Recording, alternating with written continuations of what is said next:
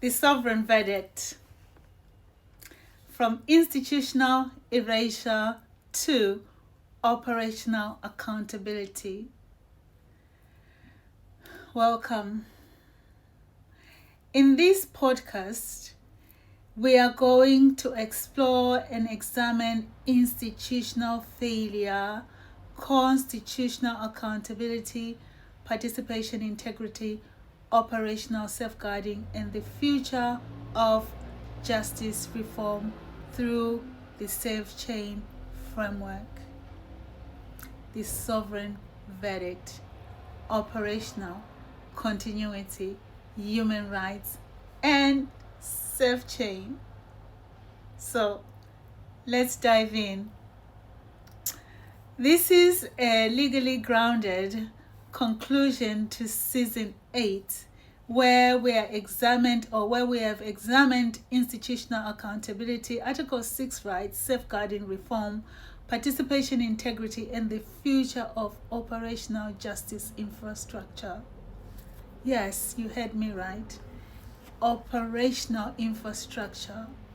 Operational accountability, participation, integrity, Human Rights Act 1998, Article 6 Human Rights, institutional reform, safeguarding infrastructure, and safe chain, which is a constitutional accountability, justice reform, procedural fairness in family courts, because the Domestic Abuse Act of 2021, which was enshrined 5 years ago, recognized trauma-informed justice. Therefore, this is why safe chain exists, to unmask what's not being implemented. So this episode is not simply a conclusion, a reflection, or a summary. It is the verdict. Not a judicial verdict, but a constitutional verdict. A verdict on the siloed fragmentation, procedural imbalance, institutional failures, safeguarding collapse, evidential asymmetry, and systems that continue confusing procedural formality with substantive fairness. So, Season 8 has examined coercive control, participation impairment, litigation exhaustion, disclosure asymmetry, procedural neutrality, financial opacity, safeguarding fragmentation, and institutional visibility failure. But this final episode asks the most important question of all. What happens now? Because once systems understand the harm, the imbalance, and the operational failure, they can no longer claim ignorance. No. This is the end of symbolic safeguarding. This is safe chain's demand. The end of symbolic safeguarding ends now. Modern systems can no longer survive on awareness campaigns, policy theater, symbolic safeguarding, or procedural optics, or continued report producing exercises. The constitutional crisis is no longer lack of recognition. The crisis is operational failure despite recognition. So institutes now know what coercive control is, what trauma is, what participation impairment is, what economic abuse is, and what safeguarding obligations are required to serve and protect people. The issue is actually implementation, because recognition without operational continuity still produces homelessness, debt, litigation exhaustion, participation collapse, safeguarding fragmentation, and institutional erasure. That cannot be a justice system in this modern world, especially after 5 years ago the Domestic Abuse Act was enshrined into law and recognized coercive control. So institutional erasure does not always occur through overt denial. It frequently occurs through fragmentation, delay, procedural reduction, evidential narrowing, financial attrition, and systematic invisibility. This is why so many individuals leave proceedings experiencing exhaustion, debt, nervous system collapse, and psychological destabilization. While systems continue insisting a procedure was followed correctly, well, procedure is not equals fairness or safeguarding safely. The constitutional issue is therefore profound because procedure without substantive fairness risks becomes administrative legitimacy without justice. We need to move beyond that. The collapse of the siloed model needs to end now. So Season 8 has repeatedly demonstrated that courts, banks, housing systems, healthcare, regulators, safeguarding agencies, and financial systems cannot continue operating independently where cumulative harm operates collectively. The siloed model is operationally obsolete because coercive control is interconnected. It's interconnected, it's cumulative, and cross-systematic. So where institutes remain disconnected, visibility collapses, safeguarding deteriorates, and accountability fragments further. The future of Article 6, the future of constitutional challenge concerning Article 6 ECHR is no longer simply procedural access. It is meaningful operational participation under equal real world conditions. Real world equality of arms cannot remain theoretical. Participation cannot remain symbolic. Safeguarding cannot remain episodic. Justice systems must become trauma-informed, operationally, interoperability-driven, participation-sensitive, and continuity-based.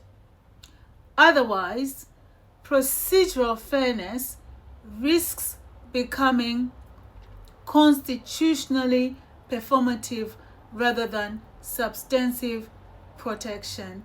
There's a distinction. It needs to be substantive protection. Safeguarding through SafeChain. So SafeChain was not built merely to critique systems. That's not the objective. It was built to reconstruct them. The framework exists to provide operational safeguarding architecture, participation integrity, systems, participation integrity systems, institutional interoperability and financial safeguarding continuity, accountability, visibility, and continual safeguarding infrastructures capable of functioning across interconnected systems. SafeChain is not symbolic reform. We are beyond that. It is an operational implementation. Therefore, the licensing model of SafeChain, the future of safeguarding, requires institutes, the police force, regulators, banks, HR departments, safeguarding teams, and legal professions to move beyond minimizing or minimum compliance. They need to implement policy, and they need to move away from policy optics and awareness-based frameworks. This is why SafeChain now moves towards institutional licensing, because safeguarding must become measurable, operational, accountable, and infrastructure-based. Continuity, contextual visibility. The SafeChain seal of integrity is not a symbolic badge. It represents participation integrity, safeguarding continuity, operational competence, and institutional understanding of how harm actually operates within interconnected systems. The constitutional question now is, facing the modern systems right now is no longer unavoidable, because when systems remain legitimate, where operational realities continue producing cumulative harm despite procedural compliance, this is why rights exist theoretically, but participation collapses operationally.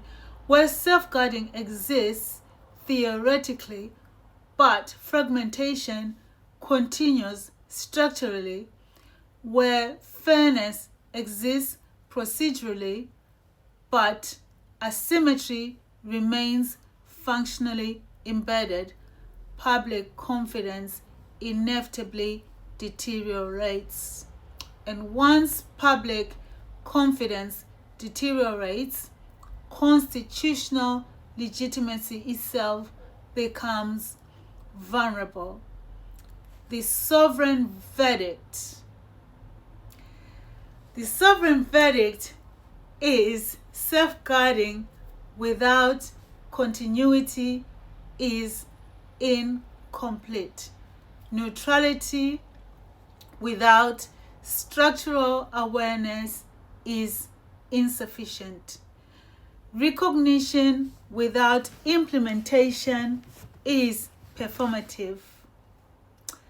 Procedure without participation integrity is fragile. And systems without interoperability cannot safely manage cumulative harm. The future recognizes or requires operational accountability, constitutional safeguarding, participation integrity, and institutional systems capable of recognizing vulnerability before collapse becomes irreversible. This is the sovereign verdict.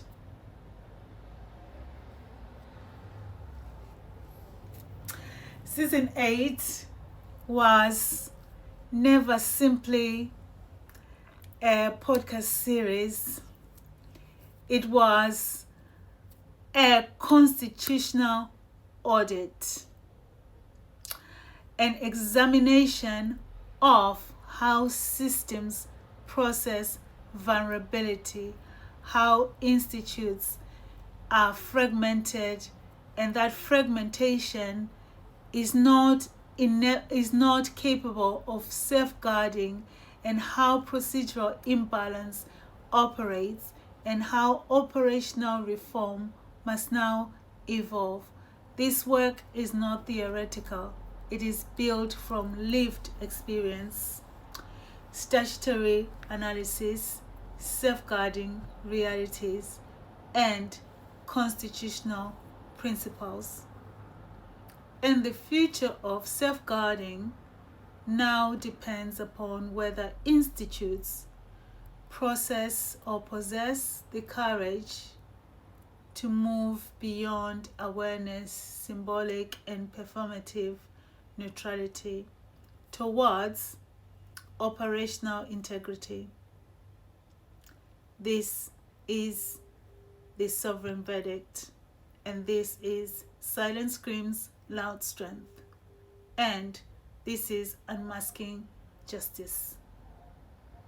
For those that want to know more about SafeChain, please visit our website or see the link below. If you want to inquire more about the licensing models within SafeChain, please do get in touch. This work is a postgraduate level analysis, constitutional critique, operational reform architecture, and the future direction of trauma-informed institutional accountability.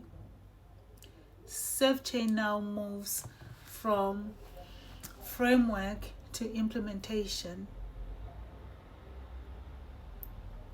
To license SafeChain models, train your organization, and certify your staff, become part of the movement, visit SafeChain Intelligence Hub.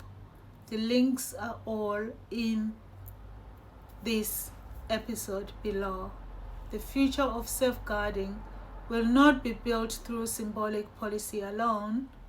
It will be built through operational continuity, participation integrity, interoperability, and measurable accountability. This is Samantha, and thank you for listening. Thank you for being part of SafeChain and Silent Screams, Loud Strength. This is the sovereign verdict. Stay safe. Demand integrity. It's your human right.